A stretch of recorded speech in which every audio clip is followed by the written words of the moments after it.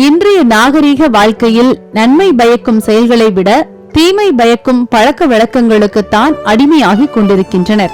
பான், குட்கா, புகையிலை மற்றும் PT, cigarette போன்ற போதைப் பொருட்களை உபயோகிப்பது தற்போது அதிகரித்து வருகிறது. உழைத்தால்தான் உணவு என்ற நிலையில் உள்ள பாமரனும் புகைக்கிறான் வேலை பழுவை காரணம் காட்டி. பகுத்தறிவு படைத்த பணக்காரர்களும் புகைக்கிறார்கள் ஸ்டைலுக்காக என்று. இதைவிட வேதனை, பள்ளி பருவத்திலேயே புகையிலை போன்ற போதை பழக்க வழக்கங்களுக்கு அடிமையாகி புற்றுநோய் போன்ற தாக்குதல்களுக்கு ஆளாகி பலர் பலியாகியும் பல பேர் அவதிப்பட்டும் வருகிறார்கள். சிகரெட்டில் உள்ள நிக்கோட்டின் என்ற நச்சு பொருள் புகைப்பவர்களை புகைப்பழக்கத்திற்கு அடிமையாக்குகிறது என்றும், இதில் உள்ள காட்மியம், அமோனியா, நாப்தலமைன், போலோனியம் போன்ற வேதிப்பொருட்கள் வெடிகுண்டு மற்றும் பூச்சிக்கொல்லி மருந்துகள் தயாரிக்கும் முக்கிய வேதிப்பொருட்களாகும். இவை எத்தனை பேருக்கு தெரியுமோ தெரியாதோ, உலக அளவில் 6 வினாடிக்கு ஒருவர் புகையிலையால் பலியாகி வருகிறார்கள்.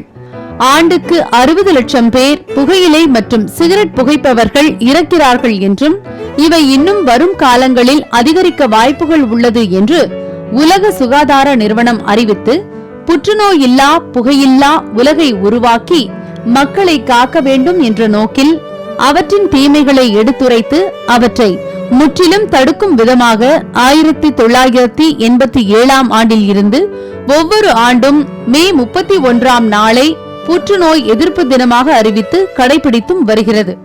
இதற்காக ஒவ்வொரு ஆண்டும் புதிய வாசகம் ஒன்று உருவாக்கி புகையிலையினால் ஏற்படும் தீமைகளை எடுத்துரைத்து அதை பற்றிய விழிப்புணர்வையும் ஏற்படுத்தி வருகிறது. இந்த ஆண்டிற்கான வாசகம் புகையிலை மீதான வரியை அதிகப்படுத்த வேண்டும் என்று அறிவித்துள்ளது. அன்று முதல் இன்று வரை புகைப்பிடிப்பது இளைஞர்கள் மத்தியில் ஃபேஷனாகவே இருந்து வருகின்றது. புகைப்பிடிப்பது உடல் நலத்துக்கு தீங்கு விளைவிக்கும் என்று சிகரெட் பாக்கெட்டில் அச்சிடப்பட்டுள்ள வாசகங்களை பற்றியெல்லாம் யாரும் கவலைப்படுவதில்லை. அவற்றை ஊக்குவித்து விற்பனை செய்பவர்களும் அவற்றை கட்டுப்படுத்துபவர்களும் அதை பற்றி அக்கறை கொள்வதில்லை. இதற்காக எத்தனையோ தடை சட்டங்கள் மற்றும் விழிப்புணர்வு வாசகங்களையோ வெளியிட்டாலும் யாரும் கண்டுகொள்வதில்லை. புகைப்பிடிப்பதை படிப்படியாக நிறுத்தாமல் ஒரே அடியாக நிறுத்துவதே சிறந்தது. இதனால் எந்த பக்க விளைவும் ஏற்படாது.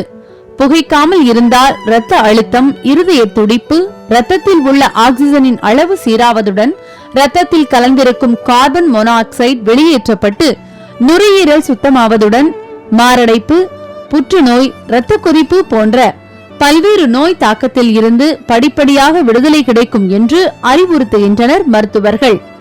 மது அருந்தி மதிகெட்டு போகாதே, புகைப்பிடித்து புத்திகெட்டு போகாதே என்ற விழிப்புணர்வு வாசகங்களை படித்தால் மட்டும் போதாது, அவற்றை கடைபிடிக்க வேண்டும் என்று புகையிலைகள் உயிரை புதைத்துவிடும் யமன் என்ற விழிப்புணர்வு வாசகங்களை அரசும் ஆர்வலர்களும் செய்து வந்தாலும் அதை பற்றி சிந்திப்பவர்கள் எத்தனை பேர் இருக்கிறார்கள்? புகையிலை பொருட்களை விலை கொடுத்து வாங்கி விலை மதிப்பற்ற உயிருக்கு உலை வைக்காதீர். மனதை கட்டுப்படுத்தாதவன் மனிதனே இல்லை என்பதற்கேற்ப அறிந்து புகைத்தாலும் அறியாமல் புகைத்தாலும் ஆபத்து அனைவருக்கும் என்பதை கவனத்தில் கொண்டு சிந்தித்து செயல்பட்டால் சிறப்பாக வாழலாம். லோட்டஸ் செய்திகளுக்காக நாகேஸ்வரி சவுந்தரராஜன்.